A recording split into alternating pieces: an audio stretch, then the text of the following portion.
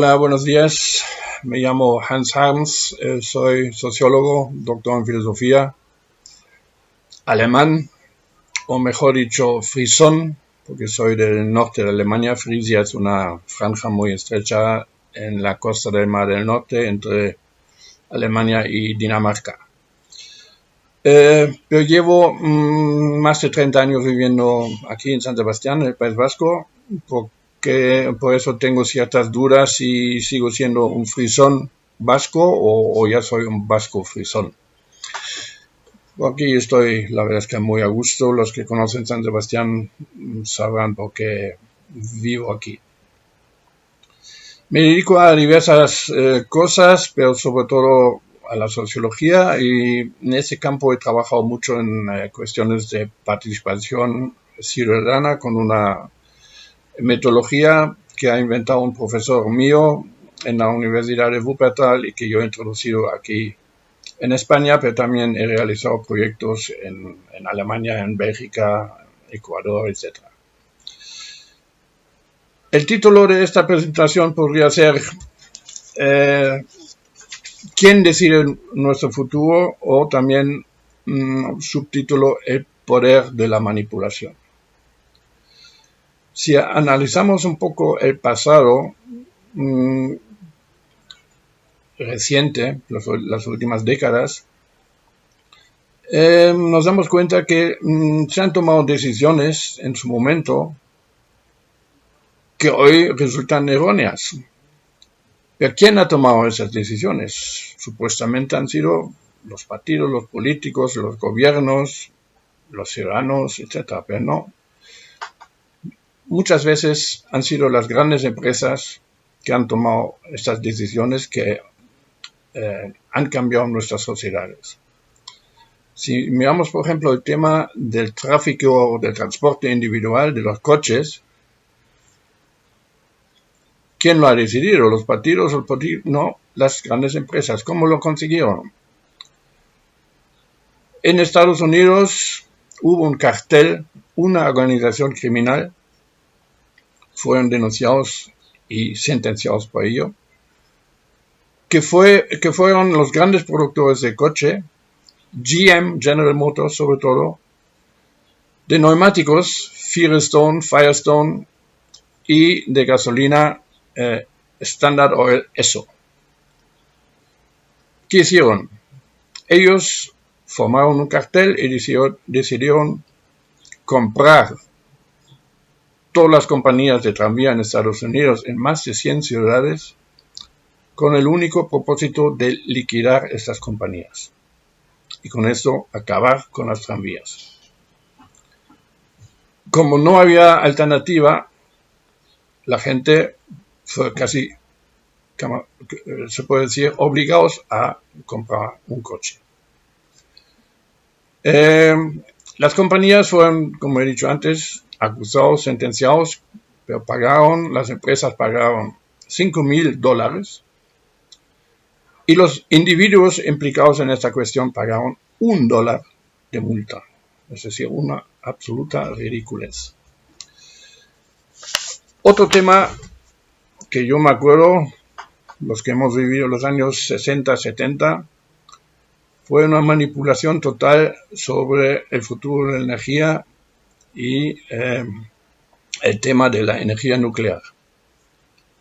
Dijeron los expertos y luego los políticos, si no construimos plantas de energía nuclear, en 10 años se apagan las luces. Hoy sabemos que ha sido una gran mentira. Y si hubiéramos invertido la mitad de los presupuestos que hemos gastado en la investigación de la energía nuclear en energías alternativas, hoy estaríamos en otro mundo y sobre todo un mundo más seguro. Se dijo en su momento la energía nuclear es la más barata, la más segura, etc. Hoy sabemos que no ha sido así. No es barata porque las consecuencias, sobre todo los residuos, cuesta muchísimo dinero y nos van a afectar no solamente a nuestras generaciones, sino a los bisnietos, porque estamos hablando de 30,000 años. Los neandertalenses desaparecieron de la faz de esta tierra hace 40.000 años, solo para ver las dimensiones. Y conocemos las consecuencias de accidentes, ¿no? Primero en Estados Unidos, luego en Rusia, luego en Japón. Seguro tampoco se puede decir. Estas consecuencias de esta decisión, tomado también por empresas, manipulando la opinión pública y los políticos con sus expertos, fueron una gran mentira. Otro ámbito donde estamos permanentemente manipulados es el tema de la salud. Las empresas farmacéuticas inventan cada día nuevos productos y esos hay que venderlos. Y para convencer a los ciudadanos que tienen que comprar esto, hay que explicarles de que hay cosas que sufren y que por eso tienen que tomar medicamentos. Y se inventan historias. Por ejemplo, todo el tema del colesterol, que nos ha inquietado tanto y nos sigue inquietando, es una gran mentira. Esto se inventó un señor en los años 50, un no experto, presentando unos datos que resulta que han sido totalmente falsos y falsificados. Pero la consecuencia es que hoy en día todavía nos gastamos miles y miles de millones cada año en medicamentos contra el colesterol. Actualmente también hay cuestiones donde nos manipulan. Por ejemplo, el tema de los coches eléctricos, ¿no? Nos quieren vender los coches eléctricos con el argumento que contaminan menos, que en cierta medida es verdad. Pero ¿para qué un coche eléctrico gasta menos que un coche de gasolina o gasoil? En relación a la gasolina tiene que haber hecho 145.000 kilómetros. En relación al gasoil, 215.000 kilómetros, unos 14 años y medio.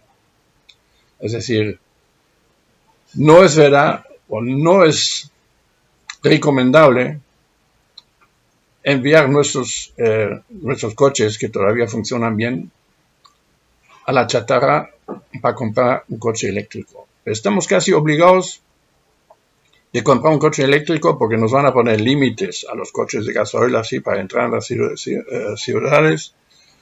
Y encima se nos incentiva de comprar coches eléctricos con planes Renove, etcétera, regalándonos miles y miles de euros para comprar un coche eléctrico.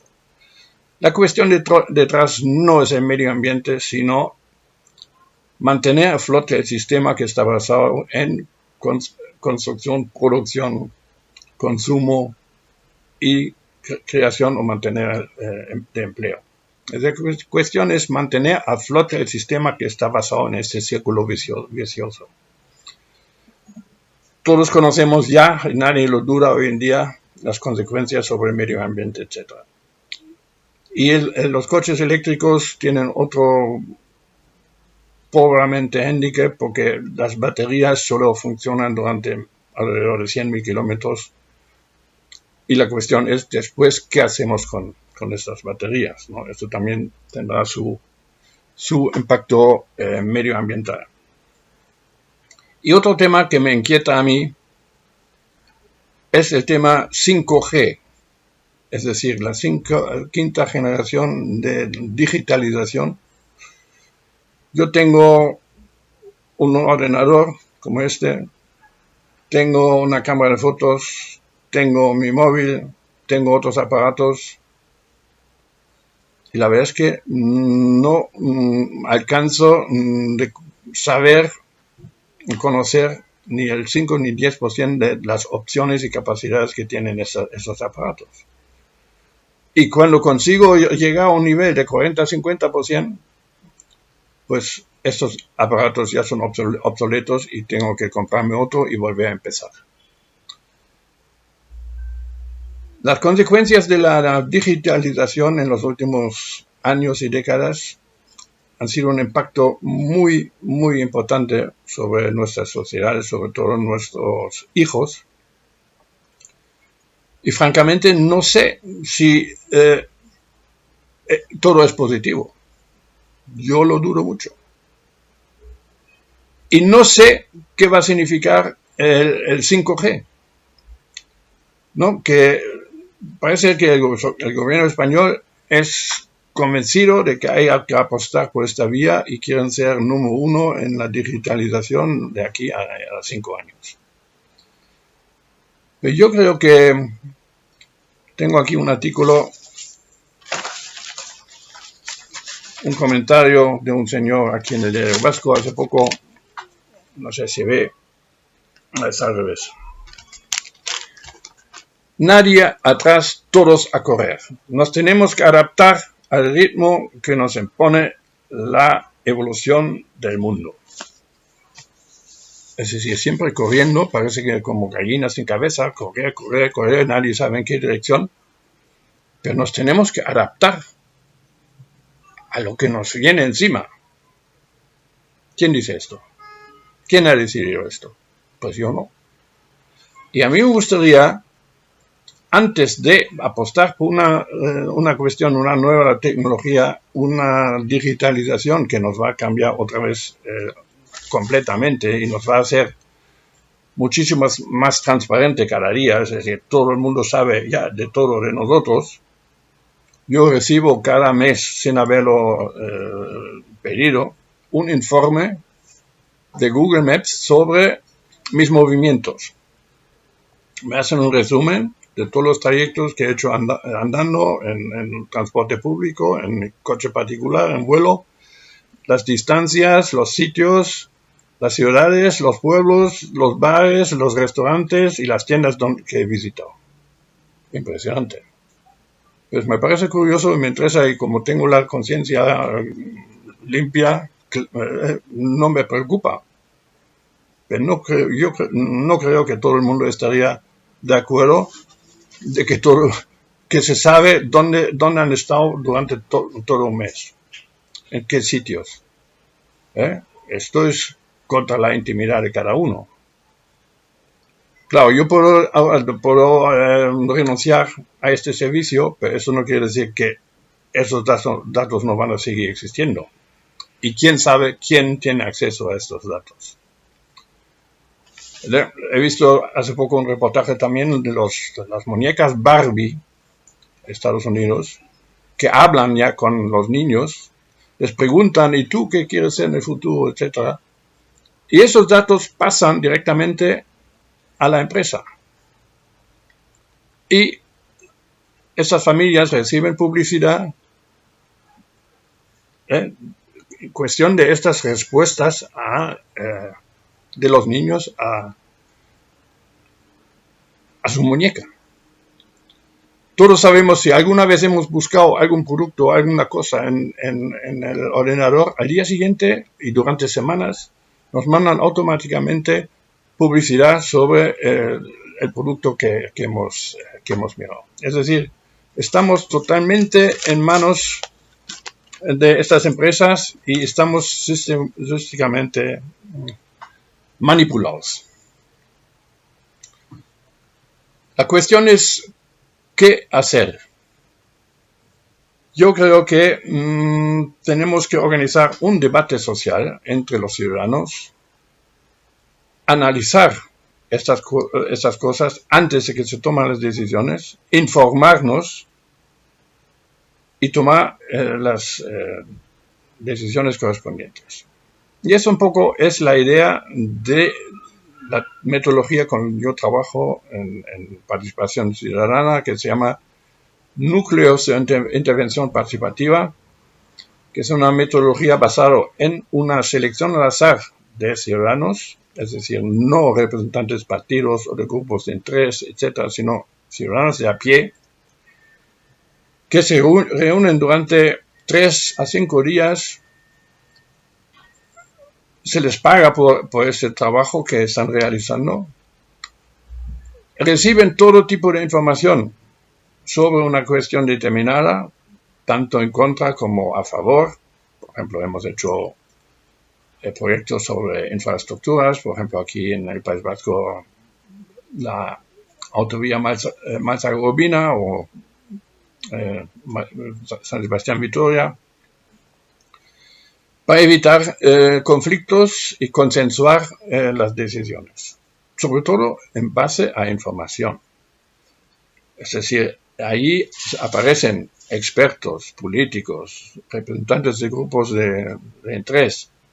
Todo el mundo que tiene algo que decir sobre esta cuestión expone su planteamiento y luego a base de este input, información, la gente se reúne en pequeños grupos de 5 personas para debatir, deliberar sobre estas cuestiones y llegan al final a determinadas conclusiones. A base de estas respuestas se redacta un informe, un dictamen ciudadano, como llamamos, y esto es la base de la toma de decisiones de los políticos. Yo estoy en contacto con Andorra casi 30 años y siempre con la idea de en algún momento hacer algún proyecto con esta metodología. Hablamos en el pasado de la cuestión de la reciclaje de basura y otras cuestiones de tráfico, etc. Pero nunca llegamos a realizar realmente un proyecto. ¿Por qué estoy tan interesado en realizar un proyecto en Andorra? Para mí, Andorra, como Estado, siendo un país con una población de 60.000 habitantes, que es menos de la tercera parte de la ciudad de San Sebastián, es un Estado, está representado en la ONU, etc. Y es para mí, desde mi punto de vista, muy atractivo porque se podría utilizar como laboratorio en ciencias sociales. Es decir, Andorra tiene los mismos problemas que los grandes estados. Los temas mencionados como el transporte, como la digitalización, etcétera, etcétera. Es muy complicado convencer a los responsables de estos grandes estados a realizar un debate sobre esas cuestiones con los ciudadanos. En un estado tan pequeño como Andorra es mucho más factible. Y Andorra podría de esta manera convertirse en un ejemplo a seguir por los grandes estados cuando se demuestra que los ciudadanos trabajando en esos grupos llegan a conclusiones razonables, defendiendo el bien común a largo plazo de toda la ciudadanía, etc. Esto yo creo que podría ser un ejemplo a seguir. Yo estuve hace ya 20 años, o más de 20 años, en Porto Alegre, en Brasil, una ciudad que aplicó también un mecanismo de participación que se llamaba el presupuesto participativa. Y nos invitaron, también me invitaron a mí, a presentar las experiencias que hemos hecho en diversos países, en prácticamente todos los continentes, en esta cuestión de participación. Porto Alegre se ha hecho famoso por esta cuestión de tecnología social. Y Andorra, que tiene fama de ser un poco tradicional, conservador, podría cambiar de imagen aplicando esa metodología y dar ejemplo de cómo trabajar sobre estas cuestiones y cómo llegar a conclusiones. Yo creo que son temas muy importantes. Se podría hablar también sobre el transporte, el tráfico en Andorra, que también es un grave problema. Pero para mí el tema de la digitalización de la sociedad es en este momento muy urgente porque se está desarrollando ya y nadie de nosotros sabe ¿a dónde nos va a llevar? ¿No? Yo por lo menos me gustaría que nos informen antes sobre los pros y contras de ese tema, porque yo estoy bastante preocupado ya con lo que se ha hecho hasta hoy en temas de digitalización. Si vemos toda la gente, sobre todo los niños, todo el día con el aparatito, perdiendo las relaciones sociales normales que tuvimos nosotros. Cuando llamamos al banco se nos pone el robot, ya en cualquier sitio hablamos con máquinas y robots y tal y cual. ¿Esto es lo que queremos? Pues yo, francamente, no. Pero bueno, yo soy una persona más. Igual, y además ya muy mayor, igual los jóvenes sí prefieren una sociedad así, yo no. Por eso la cuestión es realizar un proyecto en Andorra sobre esta cuestión. La segunda ventaja que tendría para Andorra es que cualquier proyecto que se realiza en Andorra debería contar con toda la ciudadanía. Pero no todos los residentes de Andorra tienen el pleno derecho a la ciudadanía en Andorra. La mitad más o menos son inmigrantes, que en otros mecanismos de participación como elecciones, etcétera, no pueden participar. En este caso, los podríamos implicar tranquilamente, es decir, podríamos contar con todos los residentes de Andorra y de esta manera también involucrar a estos ciudadanos y implicarles en esta cuestión, y esto también yo creo que es muy importante e interesante para la cohesión social de Andorra. Pues esto es mi idea, esto es mi propuesta, y espero que por fin podríamos realizar un proyecto. Hablamos de esto desde el año 1995, creo, que es decir, del milenio pasado. En los 90, 99 dijimos, a ver si conseguimos realizar un proyecto en este milenio. No lo conseguimos. Pero si no lo conseguimos en este milenio, desde luego no lo vamos a conseguir jamás. Y aunque todavía quedan muchos años por delante, pero yo no voy a estar. Así que, por favor, reflexionar sobre esta cuestión, animaos y hacer un proyecto interesante. Yo creo que va a ser interesante no solamente para Andorra, sino para todo el mundo, ¿no? Podríamos ser un ejemplo a seguir, reflexionando sobre esas cuestiones y llegando a conclusiones factibles y a largo plazo. Pues muchísimas gracias por vuestra paciencia y espero veros en Andorra. Adiós, chao.